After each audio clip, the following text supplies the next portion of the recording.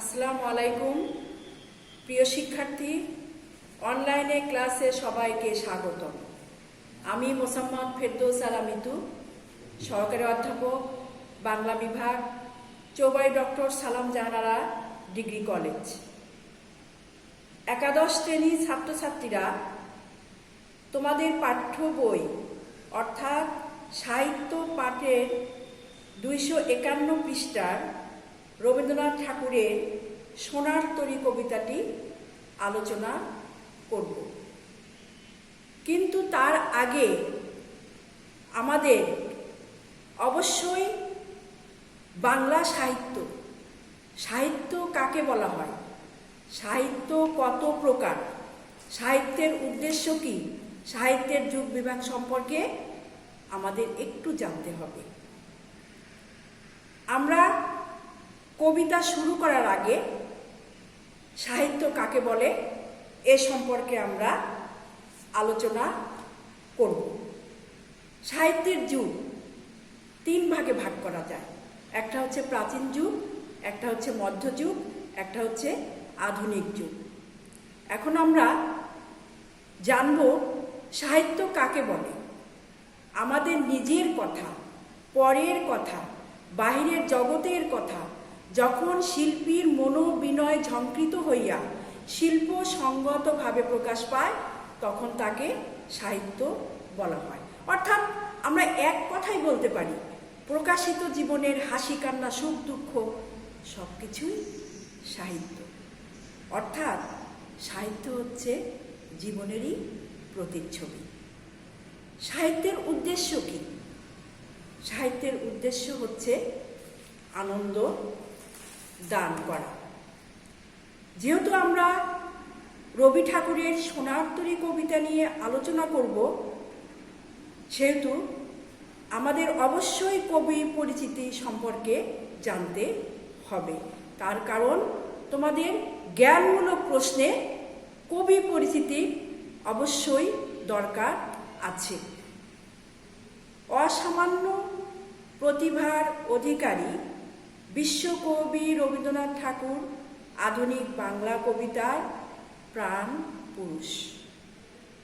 রবীন্দ্রনাথ ঠাকুর 25শে বৈশাখ 1268 সালে 7ই মে 1861 খ্রিস্টাব্দে কলকাতার জোড়াসাঁকোর ঠাকুর পরিবারে জন্মগ্রহণ করেন।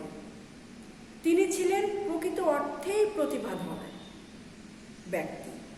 মাত্র 15 বছর বয়সে তার বনফুল কাব্য প্রকাশিত হয়। 1913 সালে রবীন্দ্রনাথ গীতাঞ্জলি কাব্যের জন্য এশীয়দের মধ্যে সাহিত্যে নোবেল পুরস্কার লাভ করেন। এক কথায় আমরা বলবো, রবীন্দ্রনাথ ঠাকুর যেখানেই হাত দিয়েছেন সেখানেই যেন সোনা ফলিয়েছেন।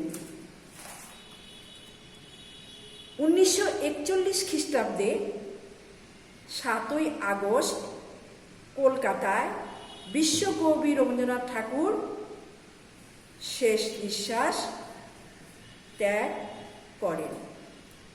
এখন আমরা সোনার তরী কবিতা রবীন্দ্রনাথ ঠাকুর লিখেছেন সেই কবিতা আমরা পড়ব এবং বুঝব। সোনার তরী কবিতা একটি রূপক কবিতা। রূপক শব্দের অর্থ হচ্ছে অন্য কিছু বোঝাচ্ছে। রূপক বলতে আমরা বুঝি একটা বিষয়ের আড়ালে অন্য বিষয়কে ফুটে তোলা। কবিতাটিতে দেখা যায় চারপাশের প্রবল স্রোতের মধ্যে জেগে থাকা দ্বীপের মতো ছোট্ট একটি ধান খেতে উৎপন্ন সোনার ধানের সম্ভার নিয়ে অপেক্ষারত নিঃসঙ্গ এক কৃষক। এই কৃষককে আমাদের অবশ্যই জানতে হবে। তোমরা যদি, আমি 3টা শব্দ এখানে ব্যবহার করব। তিনটা শব্দ যদি তোমরা বুঝতে পারো তাহলে এই কবিতা সম্পর্কে তোমাদের বুঝতে এতটুকু অসুবিধাও হবে না। এখানে তিনটা শব্দ আছে। কৃষক, কৃষক কে? কৃষক হচ্ছে কবি নিজেই, কবি নিজেই। আর পাঠক, পাঠক হচ্ছে আমরা, যারা তার কবিতা গ্রহণ করছি, পড়ছি। এবং সোনার ফসল বলতে আমরা বুঝতে পারছি তার সাহিত্যকর্মগুলো। এই তিনটা শব্দের অর্থ যদি তোমরা বুঝতে পারো তাহলে এই কবিতা সম্পর্কে বুঝতে তোমাদের কোনো অসুবিধা হবে না। তাহলে আমরা তিনটা শব্দ পেলাম, সেটা হচ্ছে কৃষক, মাঝি আর সোনার ফসল। আমি এখন কবিতা শুরু করব এবং কবিতার অর্থগুলো বলে দেব। গগনে গরজে মেঘ, ঘন বর্ষা, কুলে একা বসে আছি, নাহি ভরসা। আসলে মানুষের জীবনে এক সময় আসে যখন মানুষ অসহায়ত্ব বোধ করে।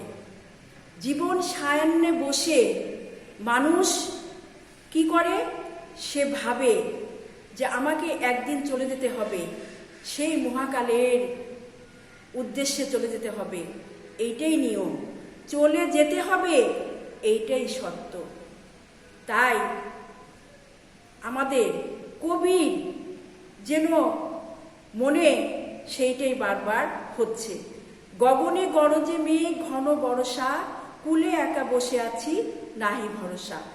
গগনে আকাশে গর্জন করছে মেঘ, কুলে একা বসে আছে, কোনো ভরসা নেই।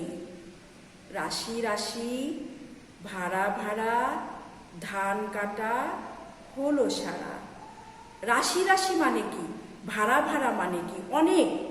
ভাড়া ভাড়া মানে ধান রাখার পাত্র, তাকেই বলা হয় ভাড়া ভাড়া।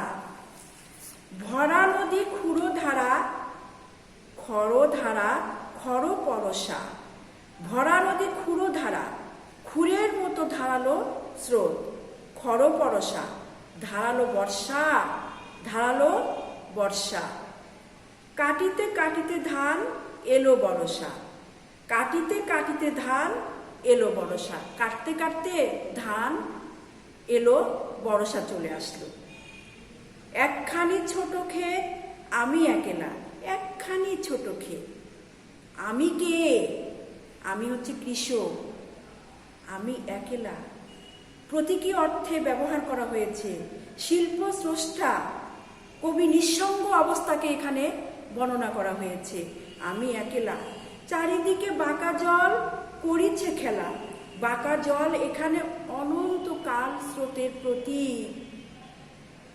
পরপারে দেখি আঁকা তরু ছায়া মসি মাখা, গ্রামখানি মেঘে ঢাকা প্রভাত বেলা। পরপারে দেখি আঁকা তরু ছায়া মসি মাখা, ওপারের মেঘে ঢাকা গ্রামটি যেন গাছের ছায়ায় কালো রঙে মাখানো, তার জীবনটা যেন কালো রঙে মাখানো।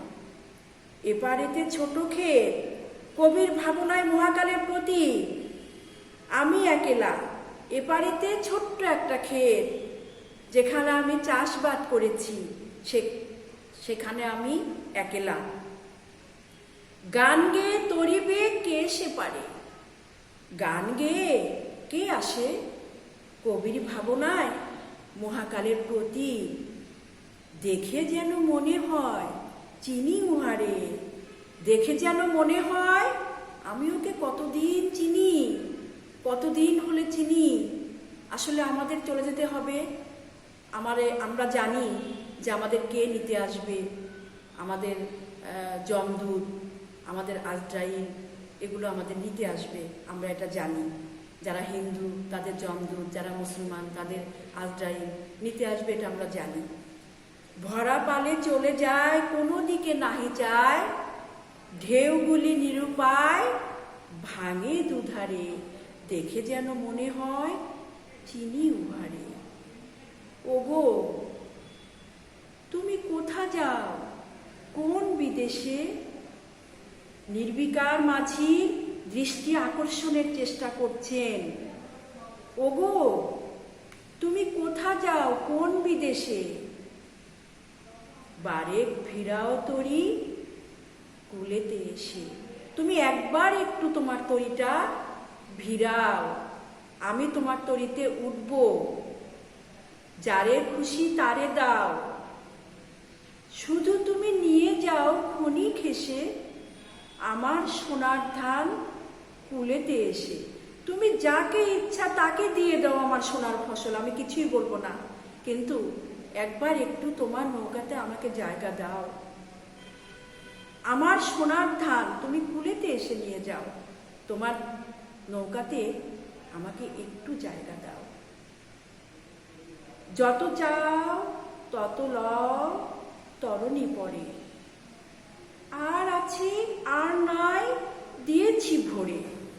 তুমি কত নেবে, তুমি কত নেবে, ততই তোমাকে দেওয়া হবে তরণী পরে নৌকাতে করে। আর আছে আর নাই দিয়েছি ভরে, এতকাল নদী কূলে যাহা লয়ে ছিনু ভুলে। সকলই দিলাম তুলে থরে বিথরে। থরে বিথরে মানে স্তরে স্তরে। এতকাল যে আমি আমার সাহিত্য সাধনা করেছি, আমার ছোট্ট একটা ক্ষেতে আমি সোনার ফসল ফলিয়েছি, আমি সবই তোমাদেরকে তুলে দিলাম। আমি কিচ্ছু নিলাম না, আমি কিছু নেবও না। তোমাদের স্তরে স্তরে আমি তুলে দিলাম, তোমরা সব নিয়ে যাও। এখন আমারে লহ করুণা করে, একটু আমাকে নাও না। ফসল তোলা হয়েছে, নৌকায় এখন ফসল বা সৃষ্টির স্রষ্টা স্থান বলতে চায় ওই নৌকার মাঝি।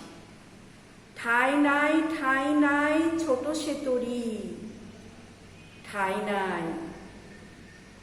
ছোট নৌকা বলে স্থান সংকুলান হয় না কৃষকের। ঠাই নাই ছোট সে তরি, আমারই সোনার ধানে গিয়েছে ভরি। ওই কৃষকের জায়গা হয় না, কেউ নেয় না, আসলে সবকিছু নিয়ে নেয়। সাহিত্যকর্ম যেগুলো ভালো কাজ সেগুলো সবাই নেয়, কিন্তু কৃষক যে তৈরি করে সৃষ্টি করে তাকে কেউ নিতে চায় না। সে চলে যায় সেই মহাকালের কালস্রোতে, সে চলে যায়। শ্রাবণ গগন ঘিরে ঘন মেঘ ঘুরে ফিরে, শূন্য নদীর তীরে রহিন উপরি। যাহা ছিল নিয়ে গেল সোনার তরি। শূন্য নদীর তীরে আশাহত কৃষকের বেদনা গুমড়ে মরে। আসলে আমরা সব কিছু নিলাম, কিন্তু আমরা কবিকে নিতে পারলাম না। আসলে এই কবিতায় নিবিড়ভাবে মিশে আছে কবির জীবন দর্শন। মহাকালের স্রোতে জীবন ভেসে যায়, কিন্তু বেঁচে থাকে মানুষের সৃষ্ট সোনার ফসল। তার ব্যক্তিসত্তা ও শারীরিক অস্তিত্বকে নিশ্চিতভাবে হতে হয় মহাকালের নিষ্ঠুর কালগ্রাসের শিকার। আজকে এখানেই শেষ করছি। তোমরা ভালো থেকো, সুস্থ থেকো। আল্লাহ হাফেজ।